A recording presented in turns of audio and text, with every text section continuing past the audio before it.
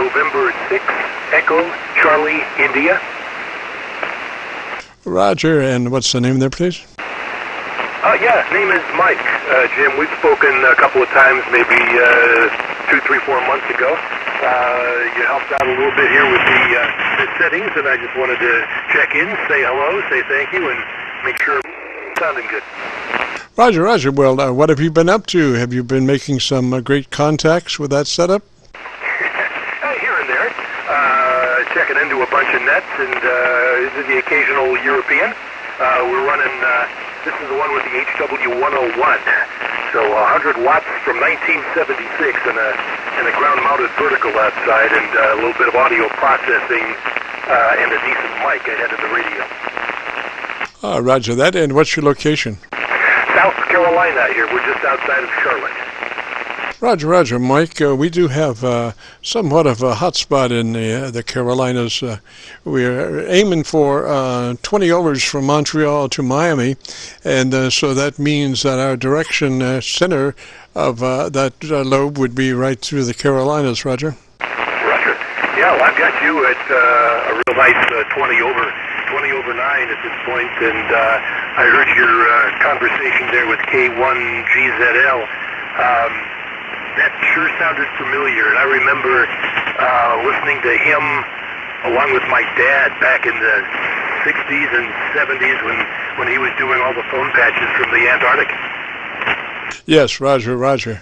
Charlie's just been an amateur radio operator for, gosh, I guess in excess of 50 years or so, I believe, Roger. Yeah, must have been. That was back when I was a teenager, or less.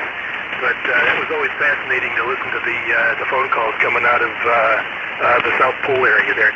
Well, Jim, won't keep you. I know you're going to have a slew of folks asking for help here this afternoon, but wanted to say hi and just make sure everything was still cooking along as it was last time. We'll say 73 from South Carolina, MIKE-N6ECI.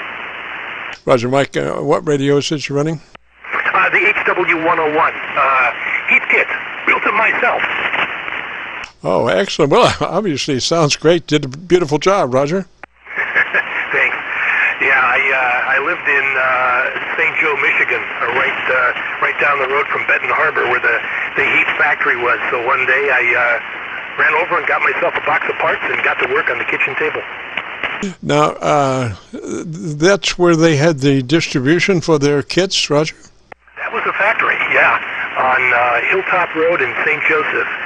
And that was the main factory, and they obviously had a little retail store on the side of the factory. You could go right in there and take a look at the showroom of stuff, and they'd run back and get the kit for you. Roger. And what year was that? I'm just curious. That would have been probably 76. Roger. And did you have all the parts in that kit that you needed? Absolutely. Everything was there, and I wouldn't say I, knocked it out in a day, but it was probably a couple of weeks worth of work. Just after my regular work, I'd come home and get to work on the radio here, and it's worked ever since. Roger, Roger. And that is a transceiver, Roger? Yeah, this is it was something like, I don't know, $299 or something at the time. The HW-101 is kind of the economy version of the SB-101 and 102, the ones that looked a little bit more like Collins rigs.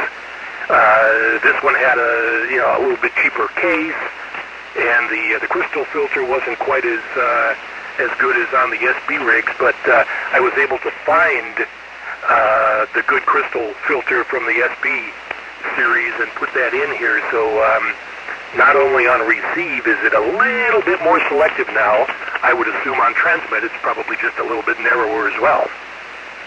Oh, that's super. That's super. I've always liked Heathkit stuff. I think they've always done a great job, particularly in their power amps. We're running SB-220 right on as we speak, Roger. Oh yeah. Well, would love to have one, but right now 100 watts is what we're doing, and probably enough for the moment, because every time I get on this thing, all of the touch control lamps downstairs start going on and off, so I'd imagine what would happen with more than 100 watts. Roger, you'd be turning on your neighbor's touch lamps, Roger.